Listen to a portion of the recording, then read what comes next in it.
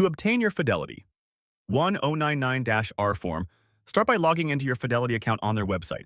If you do not have an online account, you can create one by providing your personal information and following the prompts. After logging in, navigate to the Accounts and Trade section and look for the Tax Forms option. Once you find the Tax Forms section, you will see a list of available forms. Look for the 1099-R form specifically, which generally becomes available in mid-February each year. Click on the form to view it and ensure that all the information is accurate. If you notice any discrepancies, you should contact Fidelity's customer service for assistance. If you prefer to receive your 1099-R form by mail, make sure that your preferences are set accordingly in your account settings. Fidelity typically sends these forms to clients who have opted for paper statements. However, keep in mind that electronic access is usually quicker and more convenient. After reviewing your form, you can print it out or download it as a PDF. This form is crucial for tax reporting, especially if you have received distributions from retirement accounts. Be sure to keep a copy for your records and consult with a tax professional if you have any questions about how to report this income on your tax return.